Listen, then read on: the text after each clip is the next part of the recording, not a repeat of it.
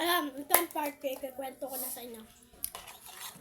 Diba si Jenica, nandyan yung binigyan si Jayden ng 10 kasi ang cute ng batang yun. Ang cute kasi yun.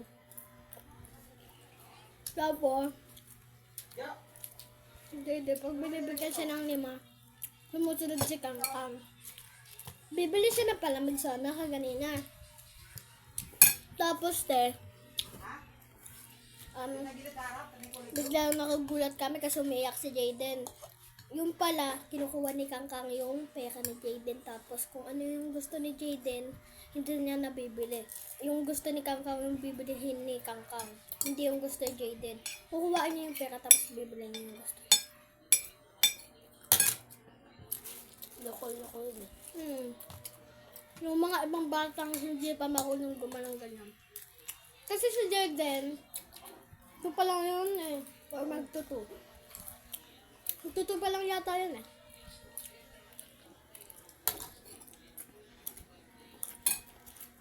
Pero, may isip naman na si Jayden. Kaso, napakalayo yun. Kaso, sinusumbong ni Kangkang. Yung bata pala ganyan mali, diba? Minsan na nakikipag-away ako sa kanya. Guys, tapos pag nagdadapa siya ako sa sinisi. Ang nilisi din yun. Kaya nabugbog din yung pinsan namin kasi nga sinilisi niya. Tapos binubuhat niya yung mga ibang bata tapos nababagsak niya. Kawawa yung ulo. Sakit. One time nga ba, di ba nahulog yung si Driven. Munti ka na daw magbago.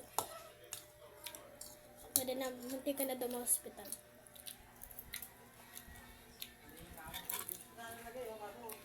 Ayun yan. Kaya lang tayo. Tapos na kwentuhan.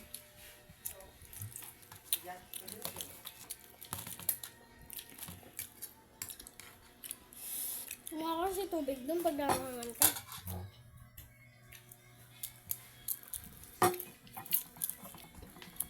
Hindi ka lang pasitan to.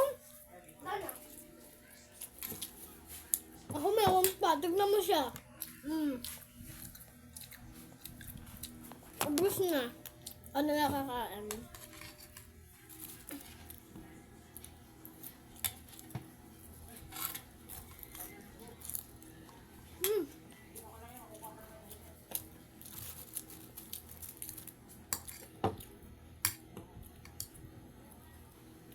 Bye guys!